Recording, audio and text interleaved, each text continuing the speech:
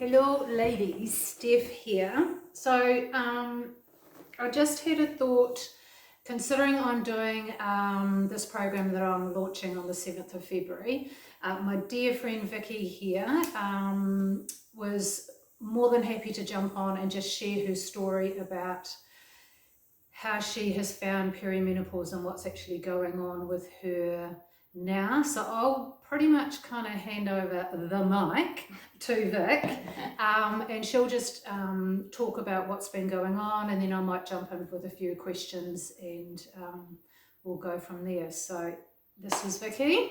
Hello everyone. Just a little bit about myself. I am 50 years old, going to be 51 this year. Mother of two boys, 13 and 11. Hubby and I own a gym in Hara. So I thought I'd help Steph out with my own This is what happens to your brain, by the way. Gone. You can't get words out. Perimenopause journey. There we go. Okay, so I guess it all started for me because I started getting hot flashes and night sweats were really, really bad. So what age were you when this kind of started happening? So this would have been probably a couple of years ago. But it might have started, probably about 2 or 3 years ago that kind of thing started. But yeah, the night sweats were horrendous, like waking up in the middle of the night and completely drenched, had to change my PJs, washing sheets all the time. So I thought I will go to my GP and see what they could do for me there. So I went along and got sent off for a blood test, various things, and I think there's I don't know if it's called a perimenopause or menopause bloods or something to do with levels. You can't really test perimenopause with a blood test. Yes. They can test your FSH, follicle stimulating hormone levels, but that doesn't really tell you whether or not you're in perimenopause. So, which I found out because when the bloods came back, the doctor said, no, you're not. So away I went with nothing really to help me. So then I started thinking, no, got to do something about it. So I found a gynecologist in New Plymouth, Dr. Valentina Shaw, Taranaki Women's Health, I think she is. Went along to see her. I explained some of my symptoms. She is absolutely lovely, knows quite a bit. And when I got there, the good thing about her was that immediately gave me this form, and you'd know this because you've now gone to see her, of all the symptoms. So first thing wasn't even about bloods or anything like that, it was all your symptoms. So on there was, your hot sweats, your how you're sleeping, even how you're feeling in your mood, whether you felt sexual, which I don't at all.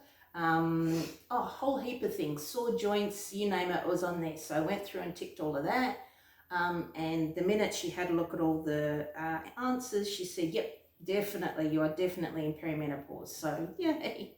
And then the next step, she sent me off to get bloods, which was way more in depth than what the normal doctor does. And the other thing that was going on with me at the time was when I was having my period, I was bleeding heaps. So I would bleed through, tampons, pads, underwear, it was just, you'd stand up and it would just come out of you. So told that to her as well. And she said, right, well, we'll send you off for an ultrasound to see what's going on, because that's not normal. Okay, no, not normal. But I'll just jump in. Some women in perimenopause, when their periods change, either length or flow, you can either go extremely heavy like Vic, or you can just go very light and short, which mine tend to be now. So, but there's a continuing story with this. So also just with the blood tests, Valentina likes to check where your B12, iron and all that are as well. So it's not necessarily confirming, the blood tests aren't necessarily confirming you're in perimenopause. It's more to do with just making sure something else isn't going on, just in case. So, yeah. So, so booked in for an ultrasound, and in between that, she started me on HRT, but that's now called MHT. Yeah, hormone therapy. Yeah. Menopause hormone therapy, MHT. So I got the estrogen patches, so started off on 25 milligrams, and also progesterone tablets. So it was a patch which you replace every 3.5 days, and then the tablet was just one at night at that stage. So I did that, and within probably a couple of weeks, maybe not even that, the night sweats were much better, and not so many hot flushes during the day. So already really good. And the progesterone tablets help you sleep as well. Yep. So that's pretty cool too. So anyway, off I went for my ultrasound, and it was an internal one.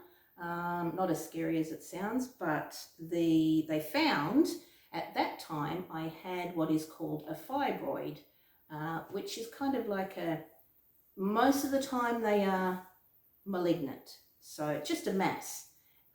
There's all sort of different types you can get. They can appear anywhere on your uterus. And at that stage, which would have been about 2 years ago, it was 7 centimetres. So still probably, I don't know, what's that? That's about 7 centimetres, Yeah. Round thing like that. And I didn't know at the time, but that had to do with excessive bleeding. Apparently fibroids do that. So, okay, found what the cause of that was. Went back to Valentina, and she said, yes, you have a fibroid. Very common, never even heard of it before I'd seen it. So, but apparently, yes, very common in women. And she suggested at the time to put me on an injection into my stomach, which apparently causes the fibroid to shrink, because fibroids grow from estrogen. Okay, so that was all fine. Started having the injections, which, mind you, the injection is horrendous, because it's if you've ever microchipped an animal, that's big. that's a kind of straight into your stomach. So once a month. The thing that happened immediately, I didn't bleed at all, because apparently this injection, which is called goserelin, I don't know exactly what's in it, puts you into menopause, so stops you from bleeding. So that was good. That was great. No more bleeding. So I did the monthly injections for probably about 3 or 4 months, and then she said, right, we'll put you on an injection once every 3 months on a higher dose. Okay, so that was all fine. Then as this was going on, though, I did notice that I was still getting some night sweats and some hot flushes during the day. So I was in contact with Valentina, and she said, right, well, we'll just have to up your estrogen patches. So started off on 25 milligrams, and today I'm on 75, and that seems to have evened everything out, which is lovely. But probably about, what are we now, Junior? Probably back in November, late October, early November, just started to notice that towards the end of where I was due to get another injection, I noticed a little bit of breakthrough bleeding. I also noticed that my tummy was getting quite rounded and distended, I think is the word. I had trouble going to the toilet, meaning I had to go all the time. Never felt like I was emptying my bladder. So I said to Valentina, it had been 2 years past the first ultrasound, I know something's not right, so can we please get another ultrasound to see what's going on? She said, yep, that's fine. So went and did that. The ultrasound lady said, yes, it's grown. I think it was up to 100 centimetres. No, that's not Millimetres. right. 100 millimetres. 100 Millimetres. centimetres. Whoa! And Valentina said, okay, because it's grown quite rapidly, we'll send you off for an MRI. So I did that as well. and at that point it was up to 107 millimeters. And Valentina said to me that we will send the MRI off to double check because it shouldn't be growing that quickly. The injection, she's actually said to me that I'm the first patient she's ever had where the injections have not worked, which is a bit of a worry when you hear that, because you start thinking all sorts of, cancery type things. But she sent the MRI results off to a special radiologist to read, and they said it was fine.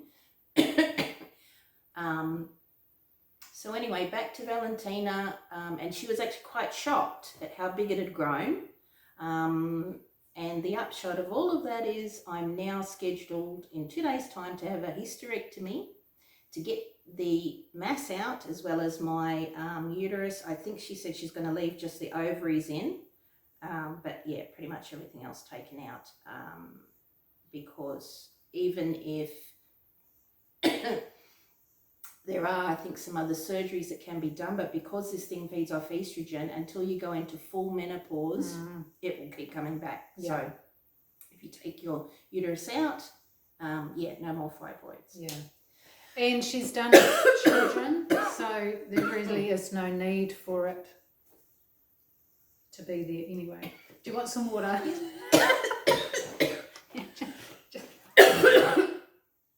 Oh my goodness. So edit that out. Yeah. So we've named the little bump the fucker.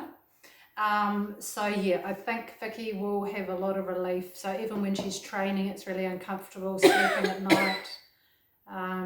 So it is the best option, but guidance obviously from her gynecologist. And she's done having kids. Good thing is that she's been on HRT for a while. So if you take your ovaries out as well, you're full right into menopause, which a few of my friends have done and have had no kind of knowledge, so they have no idea. But yeah, we want to do a little bit of a follow-up after Vicky's surgery, how she's feeling, and we're going to actually measure the size of Vic's waist as well, and hopefully Valentina will take a photo and measure the fibroid when it's out.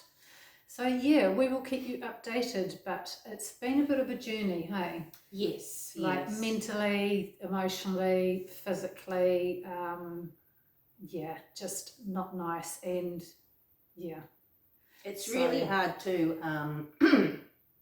being a woman and owning the gym, because I've said this to you before, and walking in there and, you've got all these thin, lovely people walking around, and in you are, you're the owner of a gym, and here you are with this belly that, looks like you're about 6 months pregnant, which is what Valentina said. So it is quite mentally straining that way. And a couple of weeks ago, I did say to Steph that I was really struggling. Like, I found I didn't want to go into the gym anymore either, or do anything about it. And it's been quite tough that way too. Yeah. Because she's continued her training, I think her recovery will be a lot better than if she'd just stopped and said, stuff it, I'm just going to wait until afterwards. So we will keep you informed how she's getting on, but she's very excited, a little bit nervous, just to, get it out and feel slightly more normal again. Yeah. Funny, Valentina did ask if I wanted to take it home in a jar. And I did say no, but she said that she will take photos.